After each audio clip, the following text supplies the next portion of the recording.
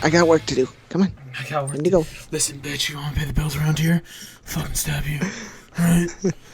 Let's do this. Alright, in 3, and 2, 1. What's going on, ladies and gents? DJ was here bringing you guys today some more Rainbow Six Siege operators with Thunder Spear. What's going on, Thunder? Not a whole lot. Just got done with school, and today's been pretty good so far. Yeah, right? Just school, college in 2016. Anyways, so today we are bringing you guys the Pakistan SSG. SSG? Yep, correct. SSG. I swear I'm good with abbreviations. Now, for everyone who did just join the channel for the last operator videos, which we did the South Koreans, which are actually confirmed for Rainbow Six Siege, unlike the Pakistans that we're doing here, or the Pakistani forces that we're doing here, these guys have not been confirmed, may or may never be in Rainbow Six Siege, but we do these for fun. That's the whole point of these operator ideas, is Thunder apparently has too much time on his hand and decides to do this stuff. So we decided to put into a video format. I know many people do know this, but for all the new people, because this series is pretty much coming back at this point, that's just the general intro of it. But so it's 100% fan-made. Ubisoft has not confirmed any of these. These are, once again, all for fun. And, yeah, so without further ado, I'm going to shut up. And Thunder, you take it away. All right, so today we are going to be covering, as Moose stated, the Pakistani Special Services Group, or SSG. And yeah, he said he's good with abbreviations, because God knows he can't say the names. It's hilarious. So, moving on into the weapons, we have, oh crap, this one might actually throw me for a loop, the Izmash AK-103 Bullpup, because we're just fancy like that and we need a Bullpup AK. The Tokarev TT-33 handgun. The SVD Dragunov, a classic gun for those of you that play Call of Duty. The MP5K, because the MP5s are really popular. Seriously, we already have 3 in the game, but why not? And the TAWS 194. Moving on into the operators, we have Corrode with 2 armor and 2 speed. And Corrode uses corrosion charges. These allow him to corrode any metal surface to make it breachable by normal means. This gadget can be used on the steel support beams that you will see in maps like Plain, in Cafe Dostoevsky.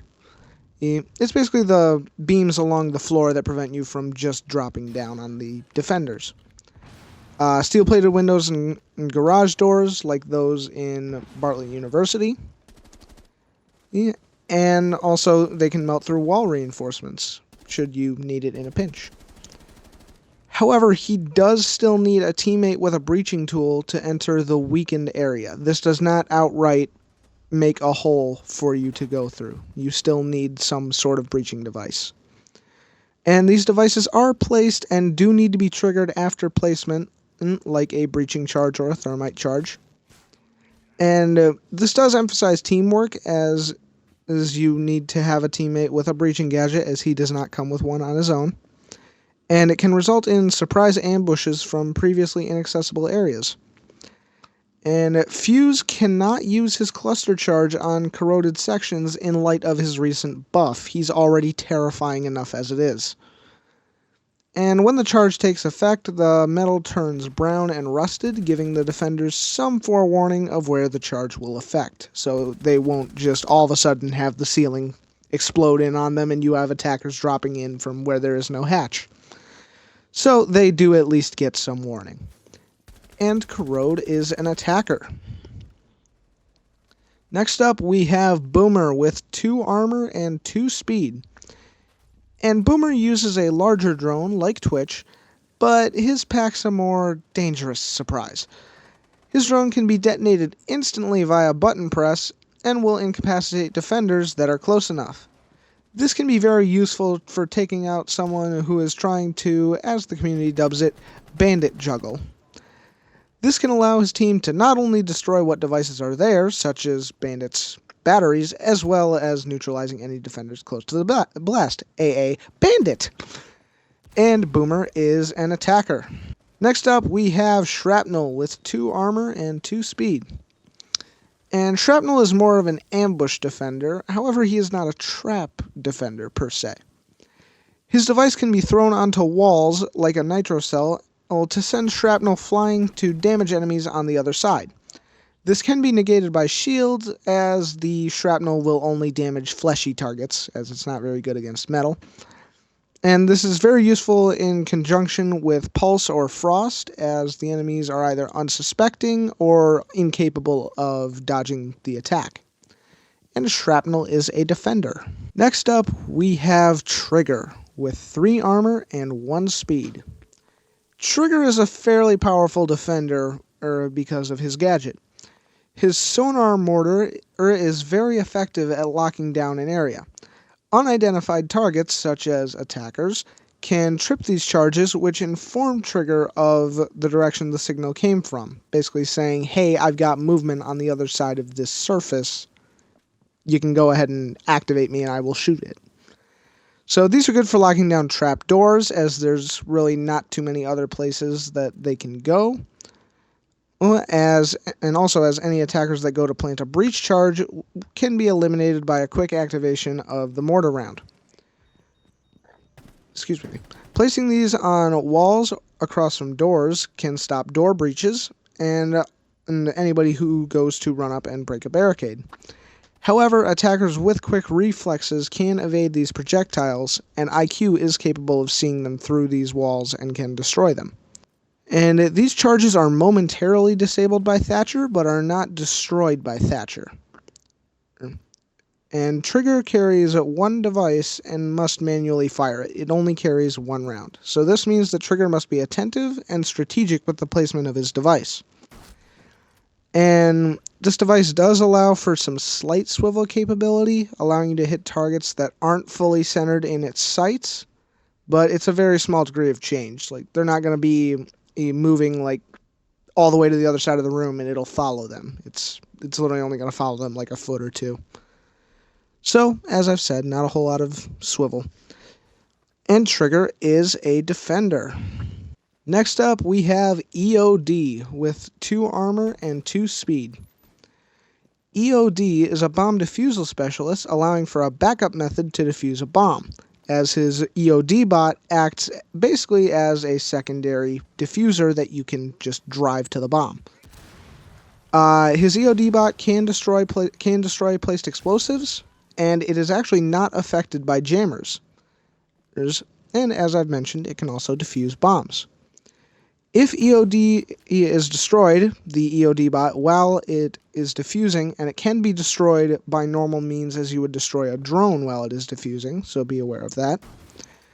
EOD's bot is mainly like a drone, which means he's vulnerable while using it. So while Mute's jammers do not affect the EOD bot, Bandit's shockwire can damage the EOD bot at the same pace as a normal drone. So his EOD bot also has a task arm, basically like a cybernetic arm, so he can actually grab and escort the hostage using his drone, as well as his drone will also contest the biohazard container. So this does give him some benefit to being in other objective types, but he is mainly meant to be used in bomb situations. Killing his bot will immediately stop and reset defusal, so you cannot plant a diffuser and it will go from wherever that the drone has diffused. It will completely restart. And EOD is an attacker. And lastly, we have Scorpion with 1 armor and 3 speed. With a pneumatic pistol nearly identical to Doc's, but with a Scorpion decal on the sides, Scorpion is a fairly dangerous roamer. His device fires a hallucinogen that can make an attacker basically see double. It really affects their vision, and this allows him to ambush an enemy or to cover his own getaway if the enemy is onto him. The initial effect is very strong to avoid him being immediately shot as he goes to run away. It'll make it very, very difficult to actually acquire a shot on him. And that is all for the Pakistani SSG. Moose, you want to come in and close things out? Yeah, all right. That was pretty good. I think overall, if I really wanted to see 2 operators, EOD, I think maybe we need to sit down and do a little bit more work with him, but he sounded pretty solid overall. The whole drone concept of having another, he's very geared towards bomb, and that's okay because there are some operators that don't fit in certain situations. Like, you don't want to put Jaeger devices in a hostage room because you want people to frag the hostage. And you don't want to use fuse in a hostage situation. Yeah, precisely. But I mean, now if you're also a good fuse player, people won't be expecting it most of the time. So you can put like a fuse ball in a room where you think people might be hiding out and stuff like that, and beneficial. But regardless, not EOD does sound like a pretty solid operator overall. I like him. Corrode himself is something that I feel will just be a great force to be reckoned with because once he falls through a drop hatch, say no one notices where it is. Like if you're kind of picturing bank or something, and you can do that whole drop in the kitchen thing from the wooden area in the main entrance lobby. No, it's console I'm thinking of. And he hops down with his shotgun, say if he actually gets that or whatnot, and he starts throwing flashbangs, and all of a sudden he's behind people, taking out people and stuff like that. He's just a great surprise, more or less, and it also encourages now the defenders to spread out their defenses more, have Valkyrie cameras in higher positions, stuff like that. Mute jammers everywhere else. It provides just more of an element of surprise, and it gives the attackers a little bit more of an edge and stuff like that, which is something I like. But obviously, he can just be countered by if you say if you see the Corrode spot and you have, I believe it was Trigger, and Trigger puts down his mortar, and then hey look, someone's there, bang. You know what I mean? Something like that. So these are very strong looking operators. I like all of them. Shrapnel seems like he'd just be a lot of fun because it's just like a blunderbuss of explosives towards people. Like you just load nothing but shrapnel at someone. Yep, it's literally like turning a wall into a shotgun. Yeah, and it also gives some benefit to our less loved shield characters. I mean, I know they recently did just get their buff with the whole nitrocell thing, but it also gives them a little bit more value too. And stuff along those lines. But overall, I think the Pakistani forces are definitely a great addition to our operator ideas. Good job, Thunder. Yeah, thanks. Well, you did help me tweak a few of them. Yeah, but I mean, I don't do it. I'm kidding. We're not getting into that. Anyways.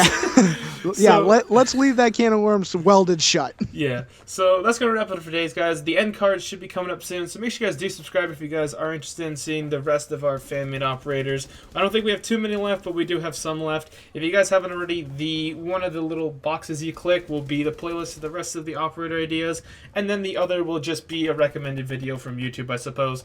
So, but anyways, thank you once again to Thunder for all your help on this series, and we'll see you, Sexy Beast, next episode. Peace.